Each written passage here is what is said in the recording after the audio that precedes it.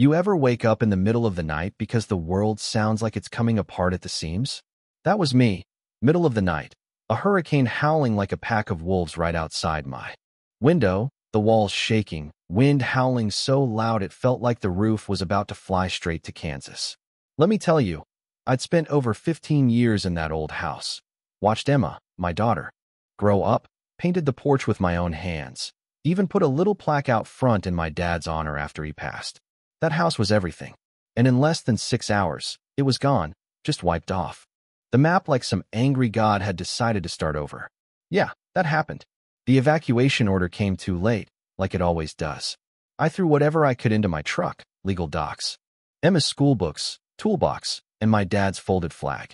Everything else, the furniture, the photos, all the little bits and pieces that made up our life, they got left behind for the wind and water. Coming back 2 weeks later, I half expected to see the house battered but standing. Instead, I saw a skeleton, roof gone, walls buckled inward, the air thick with mold and salt and heartbreak. Emma just squeezed my hand, didn't cry, just whispered, "Where will we sleep now, Dad?" God, that about split me in two. Funny thing is, before I was a full-time single dad, I worked logistics for FEMA. I'd seen disasters from the other side, helped people find a way through, set up relief sites, handled claims and paperwork. But you never really get it until you're the one shivering in the wreckage. Training kicked in, though. I filed our FEMA claim, got disaster assistance, and waited for a trailer. 2 weeks later, they dropped off one of those white boxy units. Clean, functional. Nothing fancy, but dry and safe. I set it up right where the old house had been, followed every code to the letter. Even managed to hook up power with a certified generator. Emma actually smiled the first night we turned on her nightlight. I can't tell you what that did to my heart. We ate boxed mac and cheese, sat in lawn chairs where our living room used to be. I raised a root beer to the sky and said, "We're still here, kiddo." That counts for something. And for about a week, I thought maybe, just maybe, we'd finally caught a break. But Willowbend Estates, our neighborhood, well, it wasn't your ordinary suburb. Manicured lawns, mailboxes all in a row, and an HOA that treated bylaws like gospel. I kept my head down, paid my dues, figured I was safe. But after the storm, the HOA shrank down to one real power, Karen Bellamy. She'd been vice president before, but after the old board bailed, she crowned herself queen of the ashes. And Karen, well, she saw the disaster as her chance to restore order. God help us all. She'd drive her SUV real slow past my place, phone up snapping photos. Once, I caught her out there with one of those little wheel things city inspectors use, measuring from the trailer to the sidewalk. I just smiled, kept it polite. "Can I help you?" She barely looked up, gave me this smile that felt like a warning. Just doing my duty as HOA president. This unit isn't in keeping with community cohesion. I told her, "Hey, it's FEMA, it's legal, it's temporary, and every form is signed and sealed." She just raised an eyebrow, said, "Temporary is subjective." Yeah, I knew right, then she was gearing up for a fight. See, I'd watched towns and HOAs bully people after disasters, finding folks for tarps on roofs, trying to chase out trailers. I'd seen what happens when they tangle with federal law. Karen didn't know who she was up against, but I did. That night, I dug out every regulation, every protection clause. If she wanted to fight, I was ready to go 12 rounds. We tried to make that trailer home, planted marigolds in pots, set up an old patio umbrella, hung a little American flag. Emma drew pictures of her old bedroom window and taped them up. We called it the little house. Every morning, I'd make coffee on a portable stove and watch the sun come up through the space where our window used to be. We had heat, electricity, and each other. That was enough, or it should have been. Emma went back to school. I started filling out insurance forms, navigating permits, fighting the endless rebuild. Bureaucracy. Neighbors were a mixed bag. Some brought over food or a smile. Others stared or avoided me altogether. But no one said anything direct, not at first. Until Karen marched right up my driveway, folder under her arm, didn't even knock. "You need to remove this unit," she said. "It violates HOA regulations for permanent structures." I told her it wasn't permanent, it was FEMA. I had all the documents. She just got this look, said the neighborhood had standards, and my trailer was lowering property values. I tried to keep calm, told her the Stafford Act trumped any HOA bylaw. She scoffed. That's what you believe. I knew it was about more than beige paint. It was about erasing any sign a storm had ever hit, erasing people like me. Next day, I get a violation. Notice, $250 a day fine if I don't remove the unauthorized structure. It was laughable if it hadn't made me so mad. Then another letter, this time threatening compliance enforcement. I could almost picture Karen up late, glass of wine in hand, inventing new ways to torture me with paperwork. That night, I replied, attached every FEMA code I knew by heart, sent it to the HOA. Made it crystal clear, any interference was a violation of federal law. But the next morning, 2 guys in vests showed up, taking photos, measuring. You're on federal property, I told them. You got a permit for that?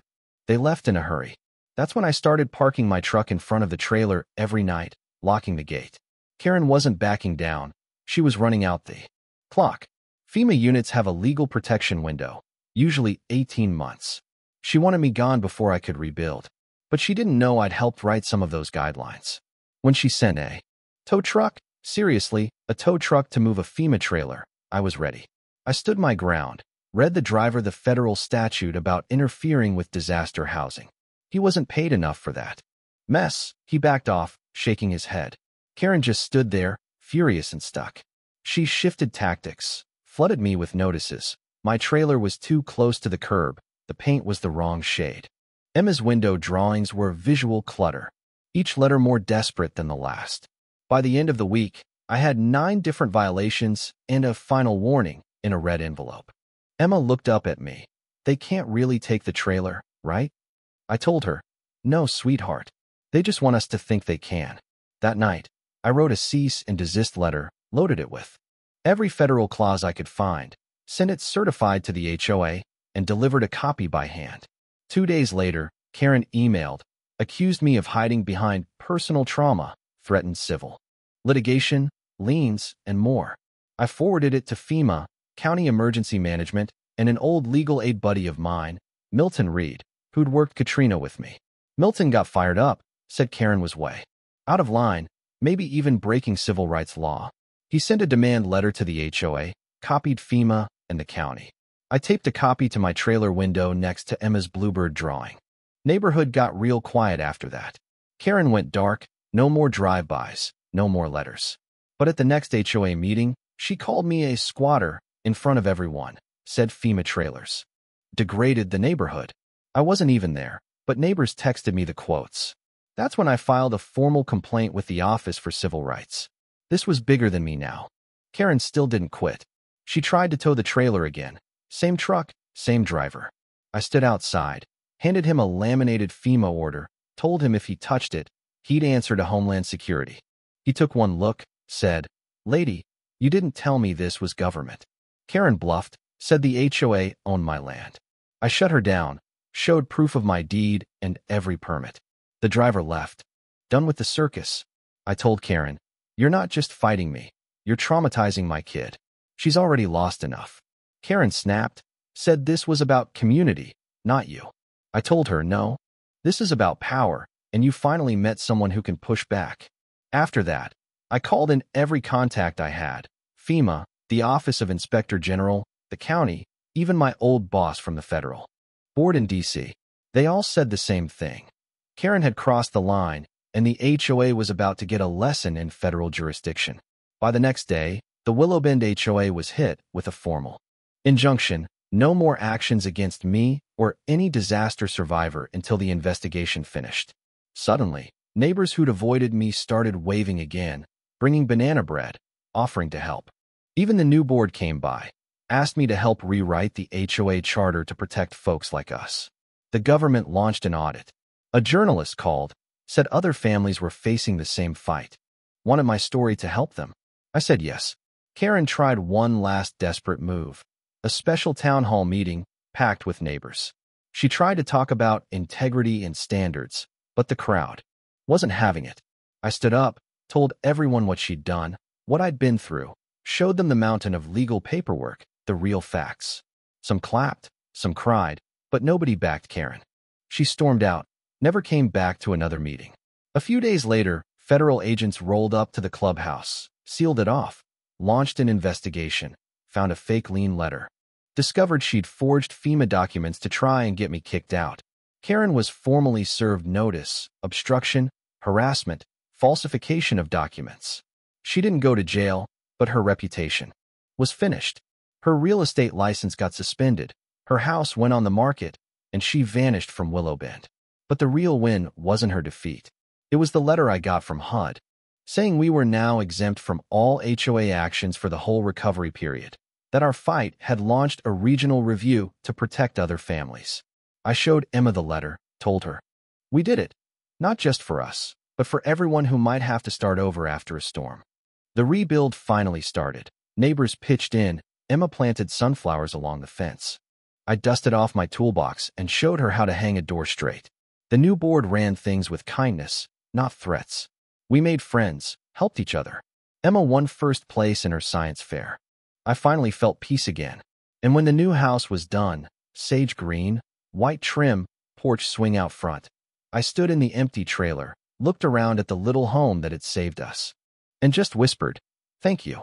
We stepped out into the sun, hand in hand, to neighbors clapping and kids playing. Not a ribbon cutting, just life picking up where the storm had tried to end it. And that's the truth. Sometimes, it's not the wind or water that does the most damage. It's the people who forget how to be human when the world falls apart. But sometimes, too, it's those same people who remember, who pick each other up and help put things right. So, let me ask you, have you ever had to fight just for the right to come home? Would you do it again? Because if so, you're not alone. Drop your thoughts below. Let's talk about justice, dignity, and what it really means to rebuild. And hey, if you know someone fighting their own storm, share this with them, maybe. It'll help them stand a little taller, too.